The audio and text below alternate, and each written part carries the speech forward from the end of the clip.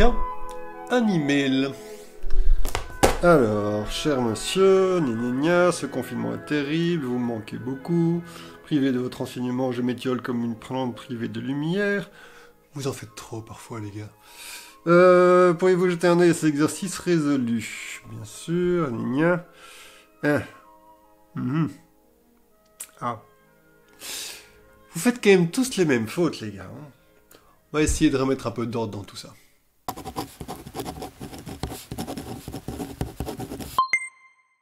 Beaucoup d'élèves perdent énormément de points à l'interro en ne se rendant pas compte qu'ils ne répondent pas aux questions. Je vous donne un exemple. Imaginez que je vous pose la question « Que vaut la limite de x-1 sur x carré moins 1 quand x tend vers 1 ?» Beaucoup d'élèves vont commencer en disant quand x tend vers 1, le numérateur vaut 1 moins 1, le dénominateur 1 au carré moins 1, ce qui fait que ma fraction vaut 0 divisé par 0, c'est une forme indéterminée. Jusque-là, tout va bien. Le problème, c'est qu'en fait, beaucoup d'élèves s'arrêtent là et commencent à répondre à la question suivante. Et du coup, ils sont très étonnés quand ils reçoivent les résultats de l'interro, ils ont, je sais pas moi, 10%, un truc comme ça. Alors que quand ils sont rentrés chez eux, ils ont dit « Maman, ça s'est super bien passé l'interro, j'ai répondu super vite !» Oui, en fait, le problème, c'est que ces élèves ne se sont pas rendus compte qu'ils ne répondaient pas aux questions. Dans cet exemple-là, ce qu'il fallait faire, c'était remarquer qu'en fait, le dénominateur, x carré moins 1, il peut s'écrire sous la forme x moins 1 fois x plus 1. Et du coup, on peut simplifier, puisqu'on est dans le cadre des limites, on peut simplifier par x moins 1, et on se retrouve avec une expression qui vaut 1 sur x plus 1, et quand x tend vers 1, eh bien cette fraction-là vaut 1 demi.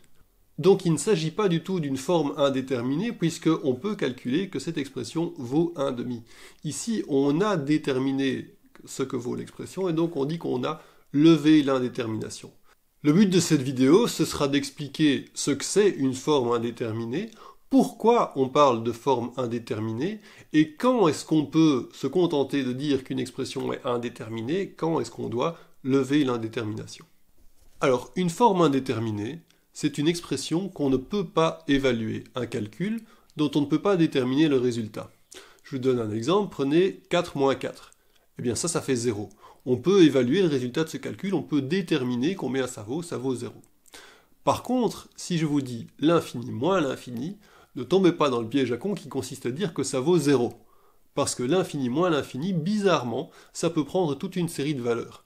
Je vais prouver ce que j'avance plus loin dans la vidéo, mais pour le moment, croyez-moi sur parole, l'infini moins l'infini, vous ne pouvez pas savoir ce que ça vaut avec les résultats que je vous donne ici, et donc vous devez, si je ne vous donne pas plus d'informations, dire qu'il s'agit d'une forme indéterminée, et vous devez vous arrêter là. Autre exemple, le calcul 3 fois l'infini moins 2 fois l'infini.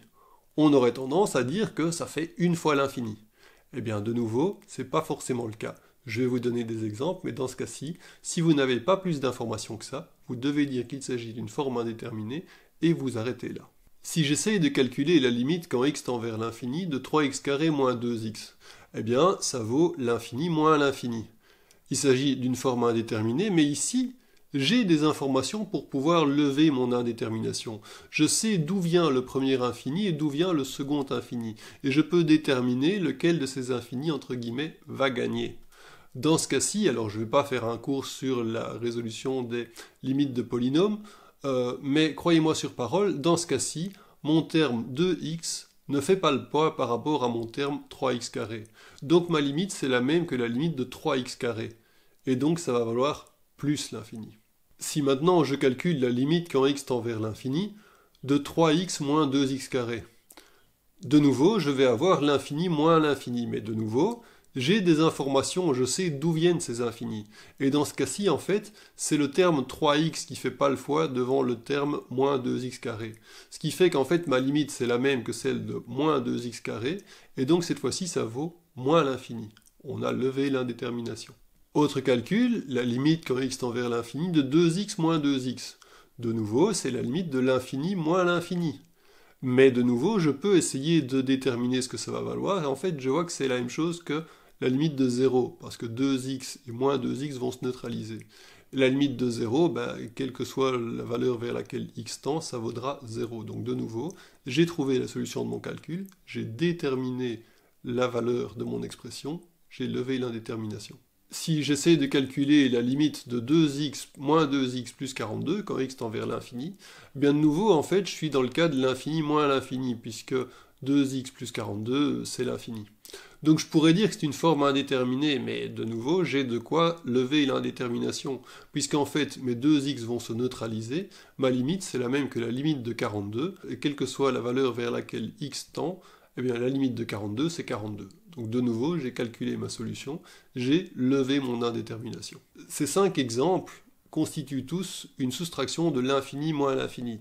Mais je vois que je peux obtenir des réponses très différentes. De temps en temps, l'infini moins l'infini vaut plus l'infini, d'autres fois ça vaut moins l'infini, d'autres fois encore ça vaut 0 ou 42, et je pourrais comme ça inventer une infinité d'exercices qui pourraient me donner n'importe quelle valeur. L'infini moins l'infini, ça peut donner n'importe quoi en fonction des circonstances. Et donc, si je n'ai pas d'informations sur la valeur de ces infinis, je dois me contenter de dire que c'est une forme indéterminée. On a tendance à dire que l'infini moins l'infini, ça fait 0. Et pourtant, c'est visiblement pas le cas. Alors, je peux expliquer ça en attribuant des couleurs à mes infinis. Disons que le premier infini, c'est l'infini bleu, et le deuxième infini, l'infini rose. La raison pour laquelle on a tendance à dire que ce calcul vaut 0, c'est que le rose et le bleu valent tous les deux l'infini. Et donc on se dit qu'ils sont égaux, et soustraire deux termes égaux, ça vaut 0. Pourtant, c'est pas le cas. Le rose et le bleu sont peut-être bien tous les deux infinis, mais les infinis n'ont pas tous la même taille, et c'est ça qui fait foirer le bazar. L'infini moins l'infini, eh bien, ça va donner des résultats différents en fonction de quel infini est plus grand que l'autre. Pour donner encore un exemple, on peut s'intéresser au nombre de multiples de 2. Combien existe-t-il de multiples de 2 ? Une infinité. On peut prendre n'importe quel nombre, si on le multiplie par 2, ça fait un multiple de 2. Donc il y a une infinité de multiples de 2. Bon, très bien. On va dire que le nombre de multiples de 2, ce sera mon nombre bleu, et c'est l'infini. Si maintenant je soustrais à ce nombre de multiples de 2, le nombre de multiples de 4 qu'il existe. Alors disons que le nombre de multiples de 4, je le mets en rose. Eh bien, ce nombre rose, c'est aussi l'infini.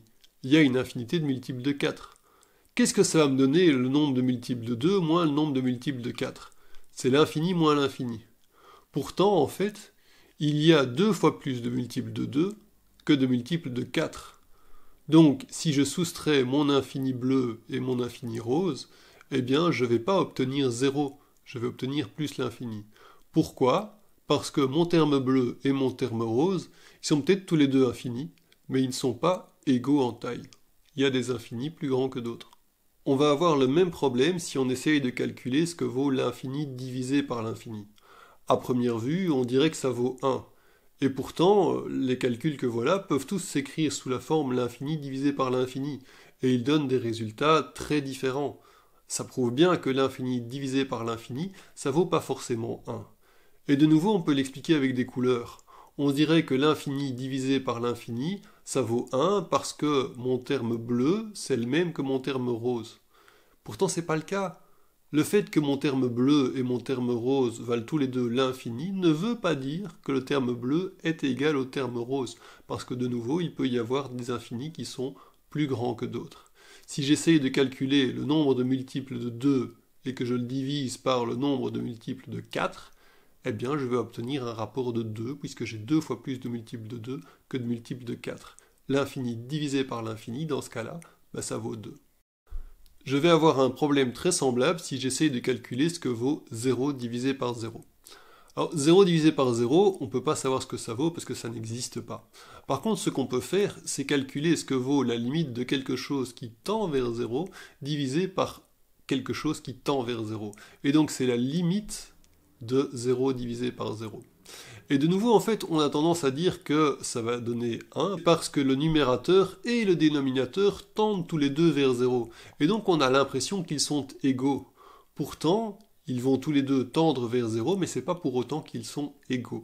Il peut y en avoir un qui est plus grand que l'autre, et du coup, de nouveau, on peut avoir une infinité de réponses.